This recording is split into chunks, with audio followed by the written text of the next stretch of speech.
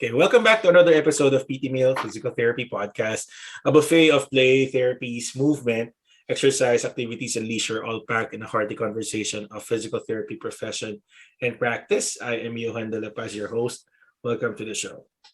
So, so for today's episode, we are going to talk about geriatric physical therapy and aging. And to help us with the with our topic is my guest, Dr. Jenny Youssef, Doctor of Physical Therapy, certified in lymphedema therapy, and certified exercise expert in aging adult.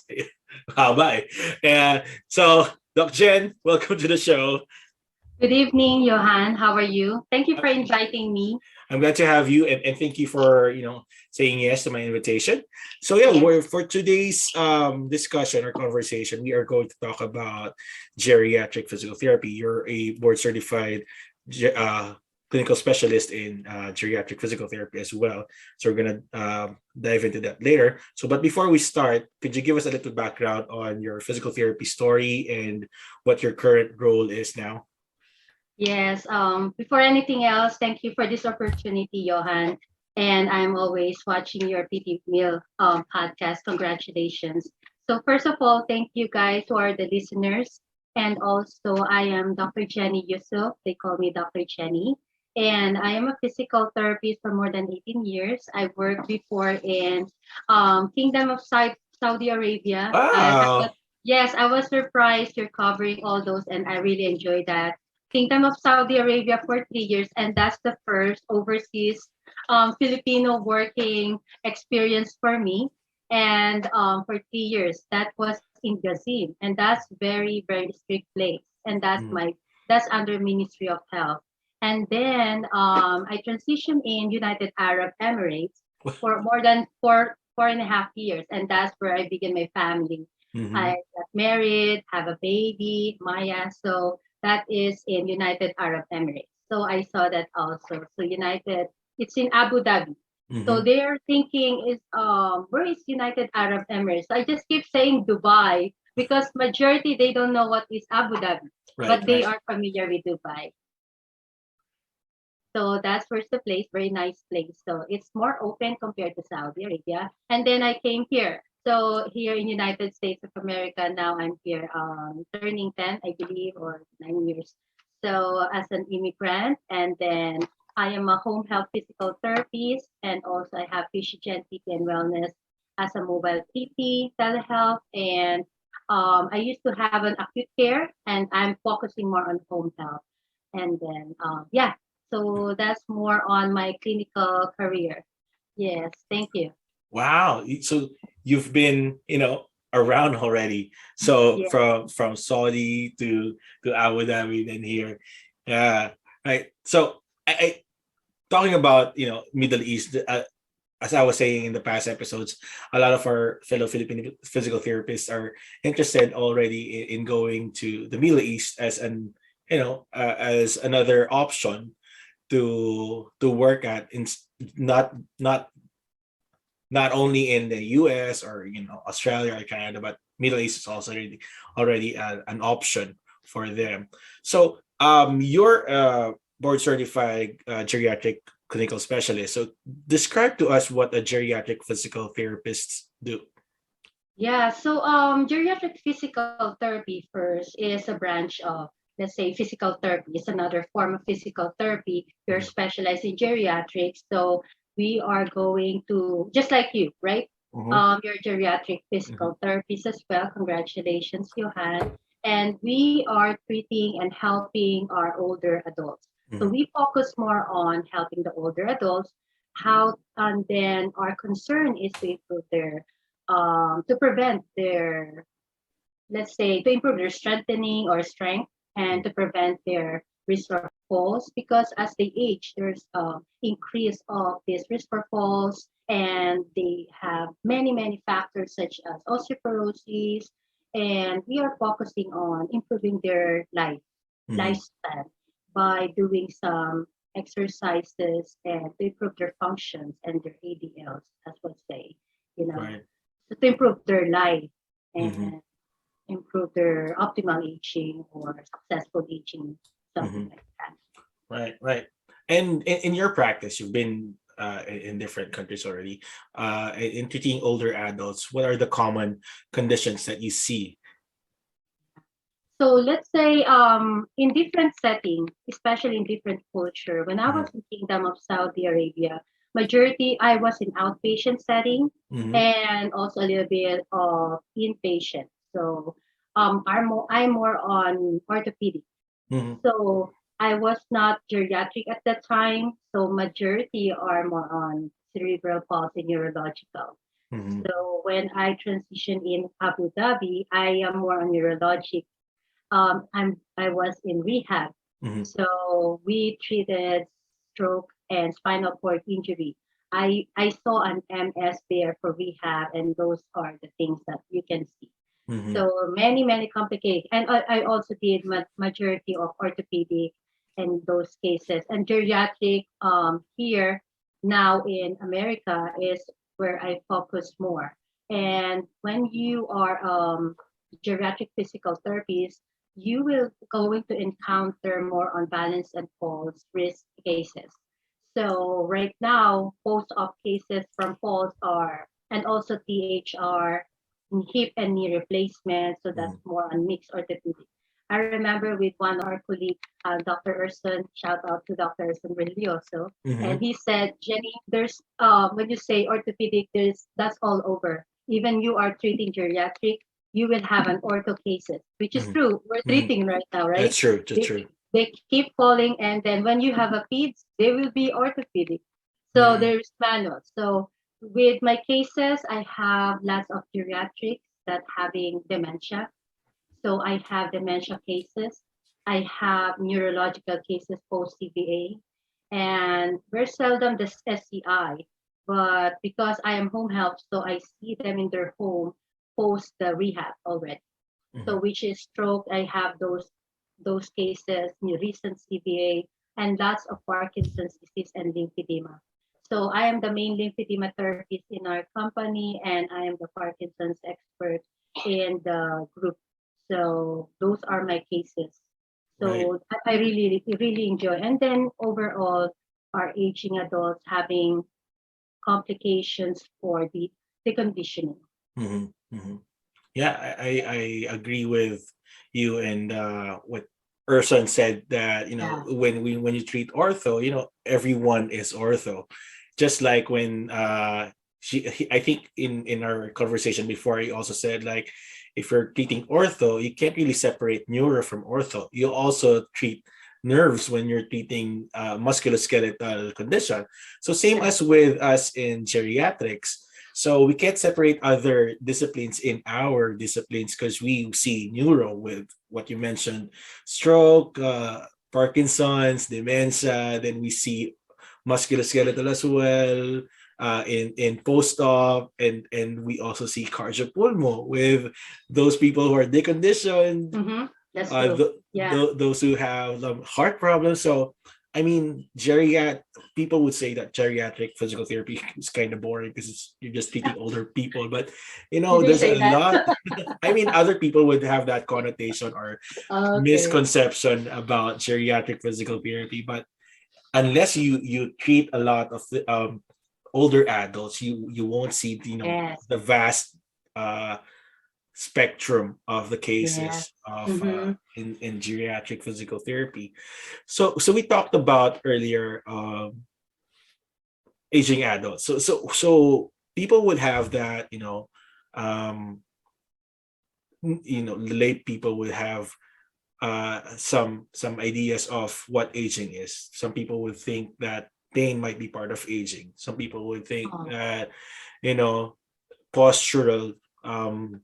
deviations are part of aging. But for you, when you teach your patients what normal part of aging is, what do you say to them? Yeah. So aging is a normal process. It is like a development or there's are stages. Mm-hmm. So I always incorporate to them. There's a normal. some changes because our life, our body is changing, especially our let's say musculoskeletal, our strength. Mhm. You can be a little bit slow in your walking, you can a little bit stiff in some ways, and your heart and vessels a little bit. But that's the goal is like you need to always think that it should be in a process. Mhm. It's not an you can say that in after 3 years I am a little bit slower. So Mhm. that's an aging. But if you're saying that last week I was able to do this and I cannot do it now this week, so that's not normal, you know. Mhm. So aging should be a slow process, and then we can always say that aging should be in a different level. They said they have 5 stages, like independence, interindependence, something like that. Mhm. And then later on, it's a process like you are going to change slowly. But false is not a normal part of aging. And that's what I always say to them. And dementia is not a normal part of aging. Mhm. Hearing loss, you will say, oh, it's normal because I am old already, so I can. There will be increase of hearing deficits, visual deficit, is slowly, so as time passed by. And Mhm. those changes, especially in our body, in the strength, even the graying of hair, you know. So Mhm. some of those are like, it depends on the lifestyle of the person, it depends on their genetics, so their genes, and also those, your body itself. Mhm. Age, they keep saying, right? Age is just a number. If we Right. keep saying shout out to also our Dustin Jones, old, not weak, or like that. So we need to have these changes that when you say age, you should be old. No, Mhm. aging is not always like that, and we need to prevent these ages and things like that. So Mhm. we need to adapt in these things. We always need to break that these things, what I've said, falls, dementia, things like that, those are not a normal part of aging. So we Mhm. need to know.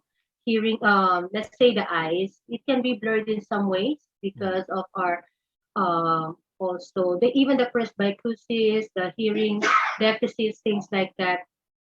So we can be slowed. So that's the reason why we incorporate geriatric physical therapy. We always educate our clients, go to your physical therapists, and we always educate them that this is not normal and you can improve that. You are aware, Johan, that there are 75 year old in the marathon. We have a weightlifter in those ages with older adults. So Mhm. it can be changed, you know, Mhm. with proper education and amplification that this exists. Yeah. Mhm. I agree. I agree. When I was doing home health back in the East Coast, I would see patients that are independent to their 90s, and it only took one fall for them to, be dependent. Yeah. Mhm. So, I mean, as you were saying, age is just a number, and people can be independent up to that age without, Yeah. without any assistive device, without any support from anyone. So, as you mentioned, that falls is not a normal part of aging. These Yeah. are things that can be prevented with the help of being active, physical activity, and your physical therapists. So even if even before getting that accident or that incident, it would be beneficial for an older adult to see a physical therapist just to see what aspects of function they can improve on, just to help at least lessen those risks. We can't Yeah. really like say that eliminate the risk, but at least Yes. lessen Mhm. those risks. Decrease the risk Mhm. of falls. So Yeah. it is preventable. Falls is preventable. We have lots of resources from CDC, the Hmm. study guide. So even dementia can slow. Dementia is the disease already. Hmm. So it is the condition. So it's not compared like you're being forgetful. There's a gray area that if you forget your keys and then you just forget something, but it's normal. Hmm. But having dementia, which you're affected your function, you're Hmm. unable to process your balance accounts, things like that, unable to drive, unable Mhm. to do your daily living. So that is not already get busy. So those are you have some affectation already that Right. needs to be dealt. So, but something like you forgot and intentional. Let's say I just want to forget yon. So that's different, right? So Mhm. that's intentional. So Right. something like that, we need to learn about those things. That's true. Because since dementia, the term dementia has been popular nowadays, it's been thrown around already like, oh, I already have dementia. I mean, people should distinguish senility from, I mean, dementia, being senile. It's sometimes, kind it's something like that. You forget things that, you forget your car keys, or yeah. So it's intermittent. It's not like regular, and it's not worsening. So dementia is, you also forget, some executive function there.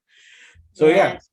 Mhm. And another term that, has been becoming popular is active aging, and different types of aging. You have like healthy aging, optimal Mhm. aging, active Mhm. aging, successful aging. So as physical therapists, and as someone who we um uh, see older adults a lot, what should we, have them strive for? Is it healthy, optimal, active, successful, or any any of those? Yeah. So when you say optimal, that is when you say, let's say, successful. Mm-hmm. Successful aging or healthy aging, maybe that's the closest one, is that you are aging, that you don't have any disability at all. Mm-hmm. So you're really okay. I Mm-hmm. hope, I think that's what I will strive for. Mm-hmm. So that is like the successful aging. Mm-hmm. You don't have disabilities and you are dealing on your high functional level. Mm-hmm. You're able, oh, you're on your 70s, you're doing your cruise, you Mm-hmm. know, and then you're on the 80s doing your going still in the gym. And you can really meet, especially on their 80s, that they're still working, and then in their peak of their career, still in the business. I think those are the things. If you don't have any issues, disability, and any diseases, that's what we want to strive for, I believe. Mm-hmm. So, optimal aging is that you're aging and you have some other issues, but you're able to function, and then you're still doing your own function, your physical, and then your social cognition. So, you're able to make it up, things like that. Right. So those level. So you're Mm-hmm. still independent in your level, but you have those issues that you want to Mm-hmm. focus on. So, and that's also what we're doing as well in our clients. Right. So that's our always ask them their goal. Mm-hmm. So what's your goal right now? Because you don't meet them if they don't have issues. And good point when you say about the heart disease, and also you want to put on those COPDs. That's we have lots of cases on that, right? Mm-hmm. Mm-hmm. So especially now with the COVID that we have, so we have pulmonary cases as Mm-hmm. well. So those are the things that they want to be an optimal level of function, is that they have some issues, but they're able to do their activities of daily living. I see. Right, right, right. I agree.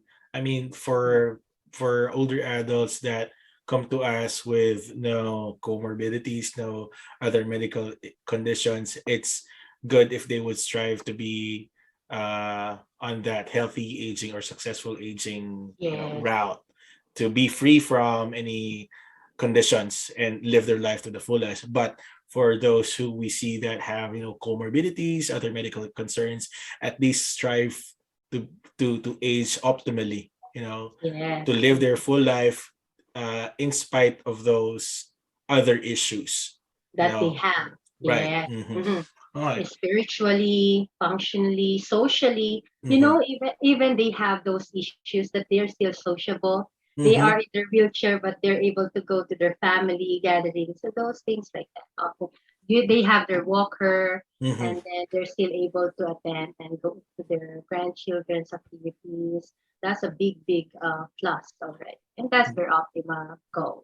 That's true. I had patients before that I was seeing in home health, and they were like planning to go on a cruise, and it was like, oh, really? You're still going to a cruise? Wow, that's amazing. It really reframed my thinking on, age and disability. I mean, them trying to strive to be to participate on a cruise or enjoy the company of their friends going on Mhm. a cruise, and that's their specific goal. It's like, I mean, before going to the US, my goal for older adults is just be able to walk around. And for when I came here and saw how much active older adults here are, I mean, it really changed my perception on age and disability. So yeah, Yeah. so make sure to So ask different, your right? patients. Yeah, that's true. If you're seeing older adults, make sure to ask what their specific goal is, so that Yes, you that's the first thing. you aim your treatment plan to their goal, so that they can be motivated to do that. So how do you approach your patients when they come to see you about those who have a different notion on aging? I mean, some people, I don't know if you already if you encounter the patient that that would say to you, "Oh, I'm already old. I don't need that. I'm going closer to the ground now. I don't need physical Um, therapy." So how do you approach that? you know what? Sometimes I'm always thinking, not really intentionally, but it's just happening. As a physical therapist, guys, sometimes we are not only a physical therapist. Sometimes you're also a psychologist. I even encounter a client that has a cancer, and then he's so young, and but he is telling, you know what, Jenny, I even forgot you're my physical therapist today.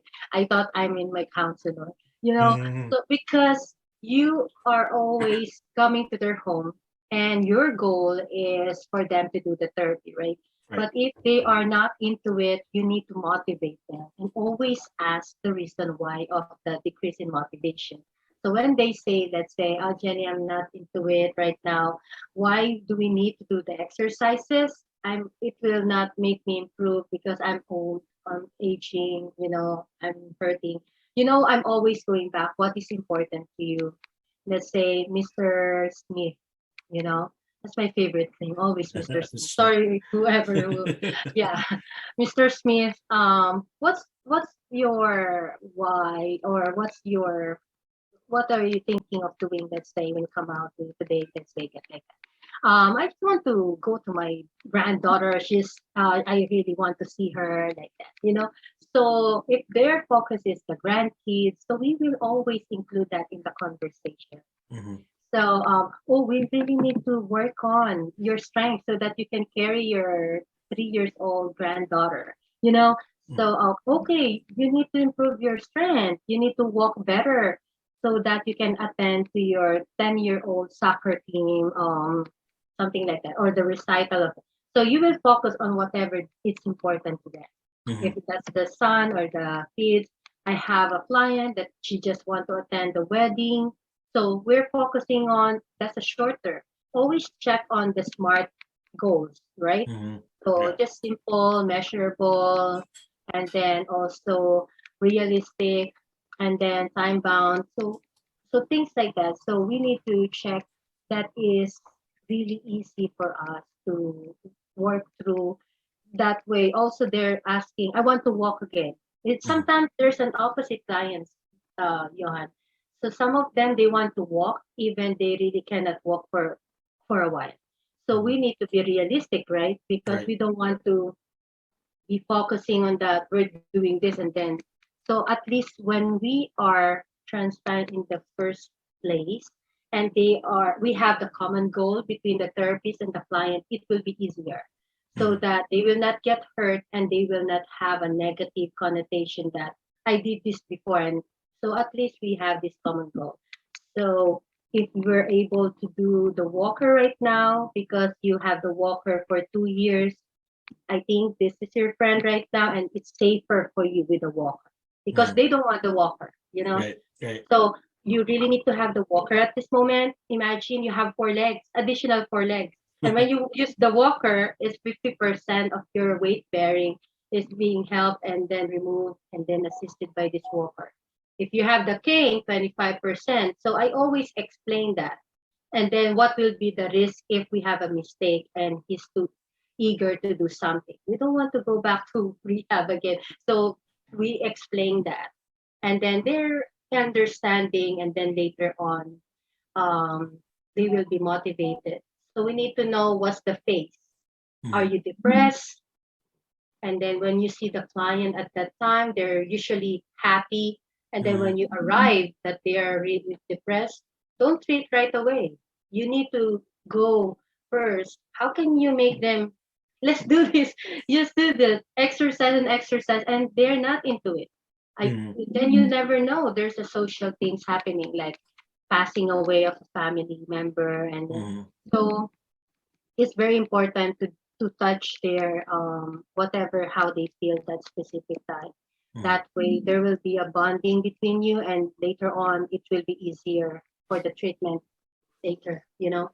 So Right, those right. are how I approach. Mhm. So that's why sometimes we need to do that.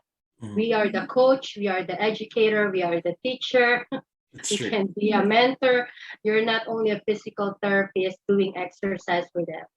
Mhm. You can be called exercise lady, whatever, whatever easier for them to remember. Right. Uh, dancer, your singer, musician.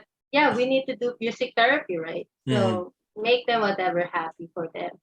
Mhm. Just make them to move. Right. Yeah. So there are certain patients that once you see right away, the first look at a patient in their home or wherever, you know that there's something's wrong, right? But do you actually test a patient's motivation in therapy? Do you perform any outcome measure in testing readiness to move, or it's just from basically interview or history taking? Oh yeah, during eval. During So eval. yeah, even the start of care eval, there's always some movement involved. So it depends on your case, right? So I always incorporate those functional outcome measures, and it's very important to your documentation. So I Mhm. always include the 30 seconds sit to stand. Mhm. So I incorporate that, and if I have COPD cases or heart failure cases, I incorporate the 2 minute step test, Mhm. and the time up and go is the easiest or the DGI. So the time up and go is the easiest and for that particular time. Then later on, you can add the Berg or some other longer functional outcome measure. But I love the one leg stance test, the 30 seconds sit to stand. Mhm. Those things are very, very small, short measurements.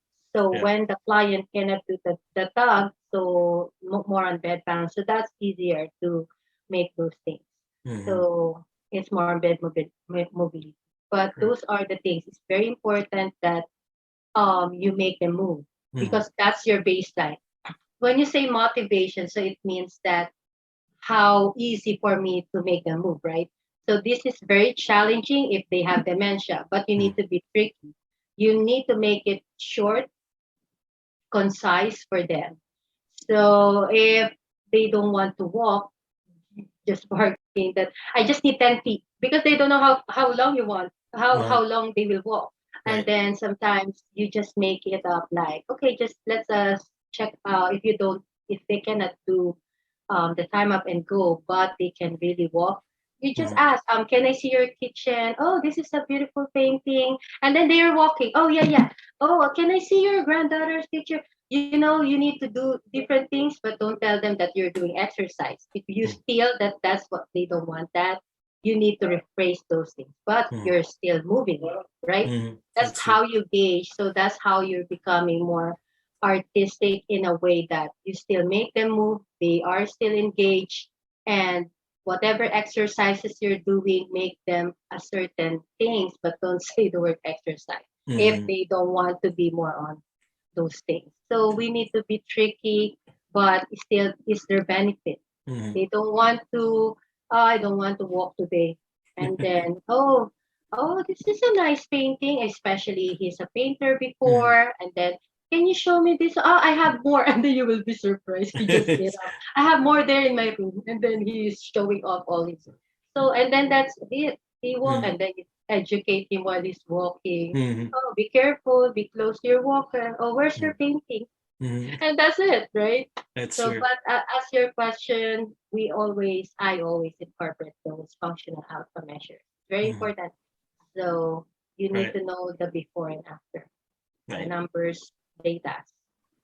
My go-to functional measure as well are the 30 seconds sit to stand, or 5 sit to stands, and Mm-hmm. or the tug, easiest, especially Yeah, yeah. for houses which are like doesn't have that much room. But for houses that have more room, the DGI, I like that too. Mm-hmm. um and I like what you mentioned like earlier, that you just converse with them and try to avoid the use of the word exercise, because Yes. there are patients that once they see your face, they say, no, I'm not gonna exercise today, I'm not gonna do physical therapy. And I was like, that's okay, I'm just gonna sit down here. Do you want to get your mail in the mailbox outside? I'll walk with you. And they were like, okay. And I was, oh, they're walking already. So That's they're, a good. Yeah. yeah, just being creative is, what you want to strive for when dealing with patients who are not really not motivated, but there are some behaviors that they want to Mm-hmm. avoid moving or doing exercise, but Yeah. they're free. They're free to do some of the things that they normally do. So try to think of what do they usually do here that they want to do really. So yeah, yeah. True. That's true. Mm-hmm. So what are And the I just sure. want to add, Johan, let's say they have a difficult patient that has dementia. Mhm, History taking also with a family member are very important. Caregiver education, and also if you don't know at all when you went to the client, you need to always check the family member what Mr. Smith likes, what mhm, he doesn't like is very important. right. And then especially what do you want and doesn't need to talk about. So Mhm, that's very important because you need to know, you want to be very effective with him, right? So mhm, we need to know the tones and the what he loves most. So mhm, that's another tips there. mhm. That's right, right. Especially for, as you mentioned, patients who have dementia, there are certain words that might, trigger their agitation, or Oh, that's aggressive, good point. Yes. behavior. So it's, you don't know what words can trigger, bad memories or stuff like that. So, you know be careful, try to, tread a little bit in history taking. So what other experiences, unforgettable experiences, or incidents that you had with your patients, that you came into like epiphany, or you learned something from that experience. All right. Especially I really enjoy working with them. I Hmm. think it's more on be compassionate. It's Hmm. really important, True. if you are not patient enough, it's difficult for you to be in this field. Hmm. You need to be very compassionate, and you need to have like to be in empathy, be in Hmm. their place, and you need to be sensitive in such a way that they have their other things happening in whatever you see right now. Hmm. And I always incorporate clinically. I learned that it's very important when we have an increased cognitive decline. I follow the 90 seconds rule. So a 90-second rule is that you need to wait for 90 seconds for our clients with cognitive deficits to understand you. So let's say, hi, Mr. Smith, what is your breakfast today? So I Hmm. cannot ask again the another thing like, did you eat? Did you? What's your breakfast? Right, that's my question. Oh, Hmm. did you change your own clothes today? And Hmm. did you shower? That's three already. But Hmm. still, is digesting the first question. What did you eat today, or something Hmm. like that. So we need to take time. So the 90 seconds rule. So Hmm. make it short, concise, and then follow that 90 seconds. So I Hmm. learned that very well, and that's very important. So Hmm. don't rush. So those are some of the things that I always and respect. Mm-hmm. So I always have very important for them to respect. And because I in my setting, I'm coming to their home, Right. and then that's as much as possible. I'm like a guest there. So I Mm-hmm. just respect in such a way, things like that. Mm-hmm. So many other things, but those are some of the things that I um, check. And then not all clients are the same. Mm-hmm. You cannot really do keep doing the same thing to the same clients. My I always keep checking and informing my um, interns, or what do you call this, therapists that I Mm-hmm. am covering or Mm-hmm. supervising. Don't underdose. We always use and we always do some exercises, but we need to do more. So Mm-hmm. don't underdosing. We have a routine exercise, strengthening, TheraBand things. You can do more. Do some weightlifting, resistance training. So Mm-hmm. that's what I want and to incorporate Mm-hmm. for them. Don't let them do something simple if you think that they can do more. Right. So that's what they, and underdosing, I remember from management in modern, is negligence. It's like a malpractice because Mm-hmm. you're underdosing them. So I Exactly. like that. I like that part. Mm-hmm. I think underdosing is rooted from that simple, program making that we had, like 10 repetitions, 3 sets, and things, stuff like that. I mean, there's some use to that 10 repetitions and three Mhm. sets, but I mean, if you assess properly and you know the capability of your patient, you will not stick to that um program for too long. You Mhm. probably just be there like a one session just to gauge the reaction or the response of the body to exercise. Then Yeah. yeah, then move further. Yeah, and I agree with what you said. It's somewhat of a negligent Or move if malpractice or something like that, right? right, Yeah. right, right. If Mhm. you're gonna stick to that's simply not necessary. Right. I mean, for those who are,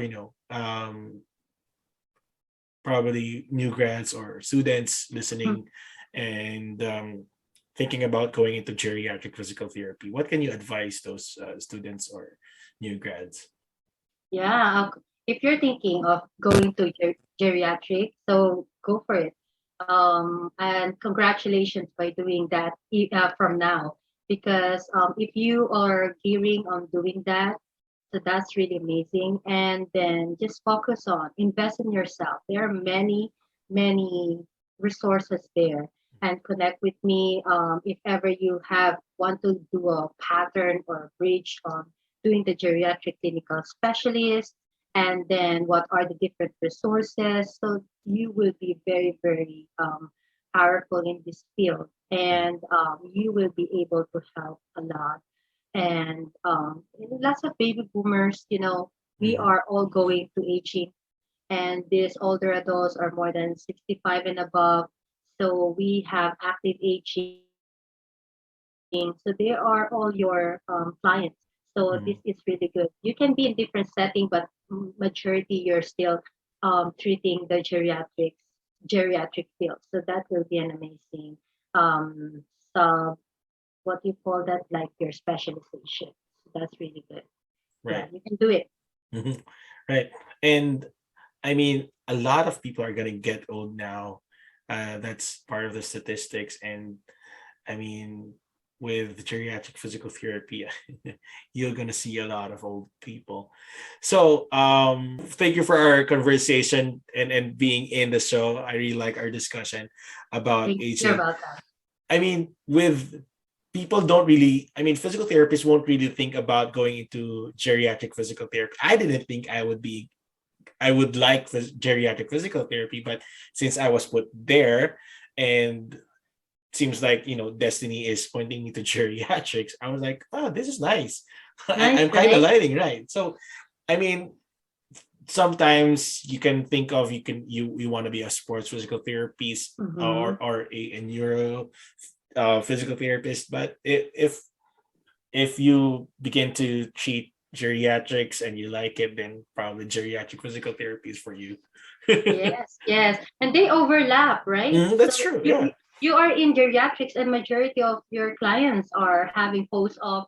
That's Hmm. your ortho. And then Hmm. I really thought that I will be more on manual, knowing that all my skills back in Saudi Arabia with Hmm. Mulligan and then things like that. I have those kinesiotaping, grinding. Hmm. That's all more on outpatient and Hmm. I think manual. Hmm. But all these aging and active adults that we have, older adults, they need that, That's true. and That's then true. all those you say something neuro and our clients with post CVA and Hmm. then all these things, Parkinson's, that's neuro. And that's Right. what you have. So you have everything. Right. So that's why even you're on geriatrics, you can do your other specialization. We have many colleagues with LSPTB or Mm-hmm. Parkinson's certification because that's your people. Mm-hmm. 50s is very young to have a Parkinson, so majority of them are like older adults. Mm-hmm. That's That's true. so And yeah, for those who are interested in taking the geriatric specialization exam, you would study all of those aspects as well: neuro, ortho, post-op, acute care, everything, pelvic health as well. I mean, with pharma, geriatric, yeah, that's true. So, pharma. I mean, I was surprised. It's the scope of geriatric physical therapy is everything, basically, just old age. Yes, yes. So pharma and then everything. That's Hmm. really really good. And it's like a NPTE. Uh-huh. So Uh-huh. yeah, I was surprised like that. I said, "Oh my gosh, I'm going back to formatics." Exactly, exactly. Yeah, but that's really good. A good turnout. I'm doing Mhm. my doctorate that time. I believe it just overlap whatever I'm studying. That's So good. yeah, So you're in the yeah, study mode then. yeah. But that it just overlap. I'm doing. Oh, there's a pharmacy, and then this. Okay, that's good. That's good. So that's really. I'm grateful in this field, and I'm grateful that I am able to help Mhm. majority of our colleagues. Mhm. Who are asking and everything. That's So true. That's true. I am happy. Mhm. Mhm. So Doc Chen, just a quick one. Talk to us about Balance and Falls, your Facebook Mhm. group, and you also do interviews there with very important people that Yeah. are doing good. They have their own companies and doing having talk about their expertise. So talk to us about Balance and Falls Facebook group. Oh yeah, so Balance and Fall Support Group in Aging Adults, these are the community, a private community that we share our different like knowledge, articles, different innovations, and also we highlight different people. So every Monday we highlight different innovator or entrepreneur that they have products that helps other people. So if you have those things that you have a product good for rehab, geriatric rehab, that just connect with me and we can do highlights with that. And also exercise gadgets, those things that are very, very important. So, and also we, after we highlight and also we share different knowledge. Some clinicians, some clients. So it's a mix of clients and clinicians. I Mhm. like the clinicians joining because they are looking for more resources. And Mhm. this is an exchange of ideas. So we incorporate that there. The clinicians learning from whatever we're showing. Mhm. So I always share something like I remember I shared all some of your wonderful posts about the geriatric. You remember those things that this is geriatric PT, this is orthopedic, different physical therapy, the different Okay. things. It's been a while, and I Yeah, like I those can see. yes, I like those pictures and images because Mhm. they understand those. So with those articles or links, resources, they learn Mhm. and so motivation, things like that. And from the different people, like we interviewed, like as you said, we Mhm. learned their experiences, their challenges, and their tips. Mhm. So we incorporate exercise is your medicine. Mhm. Exercise, movement is exercise. Mhm. So we highlights on that. So those are the things, and the PhysioGen, and I always incorporate different webinars. And then the Geriatric Rehab Summit Mm-hmm. is a combination of different speakers. So look into that. Mm-hmm. I am grateful for different speakers because they incorporate their experience sharing, and they give lots of resources, Mm-hmm. Right. and then I help some organization in behalf for after those rehab summits. Mm-hmm. So I am grateful for those support. Yeah, congratulations on that geriatric rehab summit. You already have like 2 years already. Yes, yes. Congratulations. Thank you. Getting And then we're stronger. looking for the 2022, Hmm. Johan. Right. Yes, yes.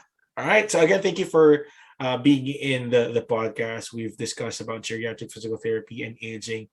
There's a lot of topics to discuss in old age, but we just focused on aging. Are you ready? Are you ready for my last questions? My last bites. Okay, All we're gonna right. do. So these are not part of the usual questions about the aging anymore. So my first question is, what is your recipe for success? Oh, recipe for success. So I can say that it's really important to know your why, first Mm-hmm. of all. So we have a goal. And then always pray hard for the pray to God for a for a like a foundation, or like, so you always have a guidance. Mm-hmm. And then also be sure that, as I've said, when you're having a goal, you need to invest in yourself. You need to learn. You need to learn so you can educate, and be humble, like down to earth, Mm-hmm. whatever. Because Yeah, whatever we have right now is just all like borrowed, it's mm-hmm. not really ours. That's true. So I really want to do all these things so I can serve other people.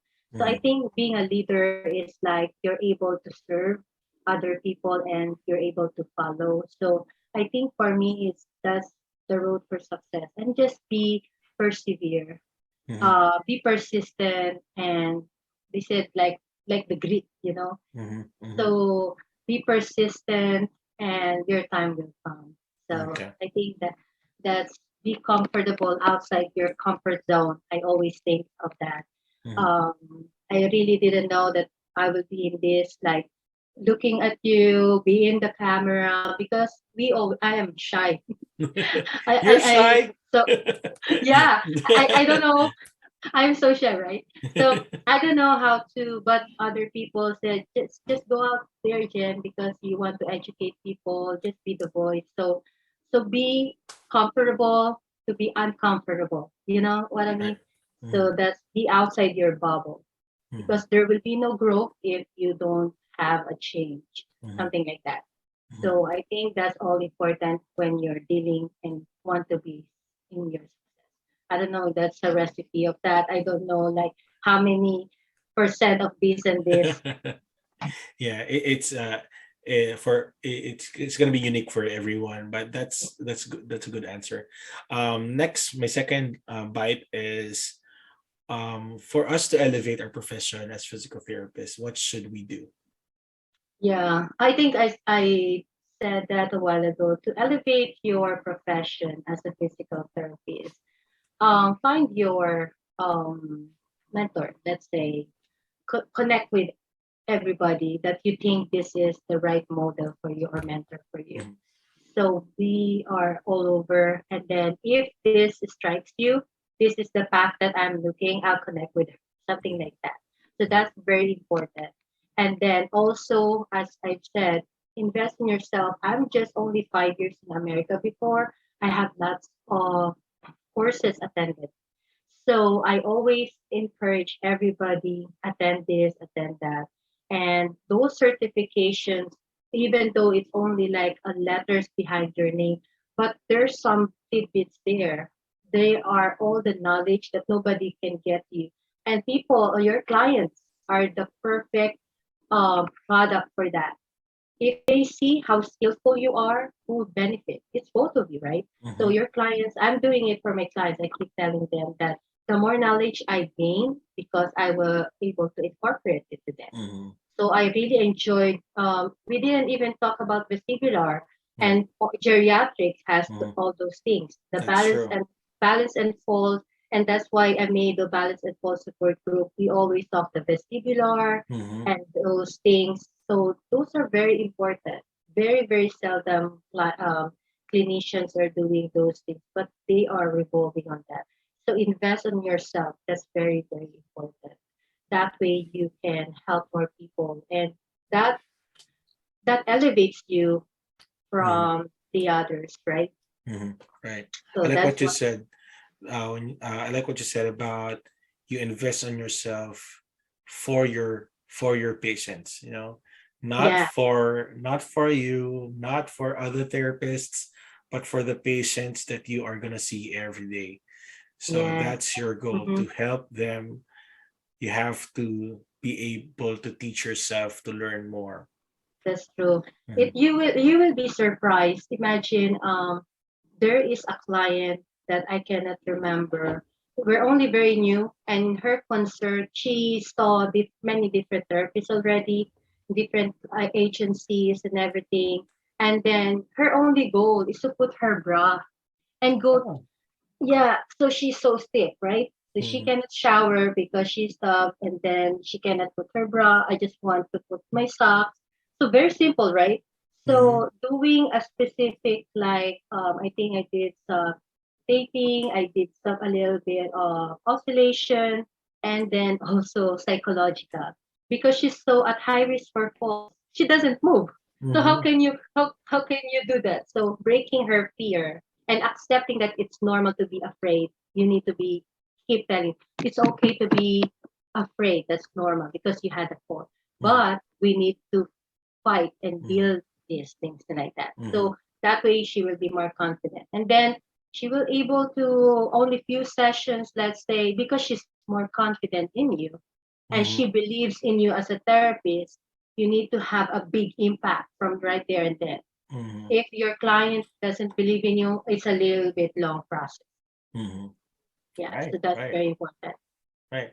More of what we do, right, is behavior change, not just the Uh-huh. physical, right? I We love are that. trying to I like promote that. to change their behavior to promote movement. Mm-hmm. Most of what we do here in geriatric is like that, no? Mm-hmm. Mhm.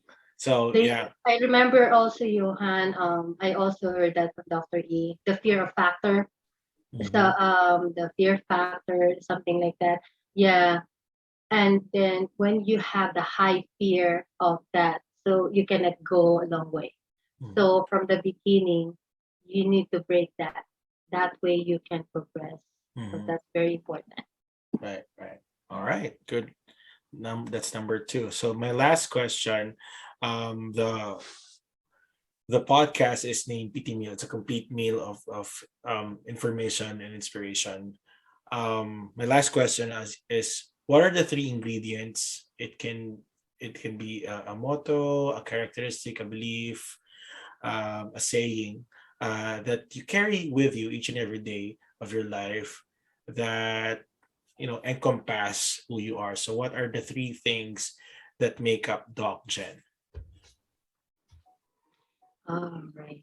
You know, I remember Ogmandino. He has the five best word that I have since I was in college. I always remember the best important words for me is never, never, never, never give up, or maybe never, never, never give up. So in my career, I always fail.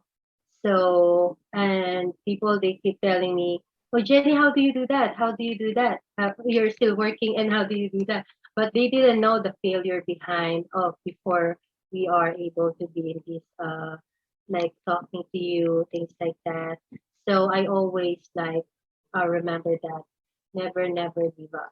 Mhm. So when I took my board exam, so I didn't take it at the first time, and then I have it again the second time. So never give up, right? And Mhm. I think the only thing that I passed right away is the civil service exam, professional, and then everything like always there's like a second time. So I just persevere. Mhm. So those are, and then the second thing is like just be kind. Mhm. Kindness is contagious, you know. And the third one I can really is having just good karma. So Mhm. whatever you just like a golden rule, whatever Mhm. you do to others just come back to you. Mhm. So I'm just believe in karma like that. So that's why it's very important for me those things, you know. Mhm. All I right. So, think yeah, we are all different, but that strikes me the most. mhm. Yeah. Right. Never give up. Good Yes. karma. And what was the second one? Just be kind. You know, Kindness. Right. kindness is contagious. Right. Like spread kindness, not Mhm. post it. That's true. I like that. All Yeah, right. you add that. That's good for 2020, 2021. No, in 2022. Yeah, 2022. Oh my Two. gosh. I really Okay. don't know. All right. Again, thank you, Doc Jen, for being in the show. As a takeaway, yung pabaon natin for our listeners, what what do you want our listeners to take home with them from our conversation? Yeah. So I think just be connect with the proper people that you want to let's say just connect. Mhm. Be connect with us and then learn more and then read more or because knowledge is power. So the more you learn, the more you gain, you know. And also I think just be helpful for others because sometimes when you're helping others, you're helping yourself That's because the true. happiness that you gave, so that's very, very, very genuine and very different when you do that. So I think that's it. Just I really don't think too much of the best thing to say. I think I said it already like Mhm. that. Right. So, but thank you so much, Johan. This is very effective. Your PT Meal podcast comes a long way, and congratulations as well. So, whatever we discuss, I'm sure that we able to help and educate our colleagues and everybody. Yeah. All right. Thank you, Doc Jen, for being here and sharing your stories with us. We appreciate Yes, it. you are welcome. More power to you. Thank you. You're welcome.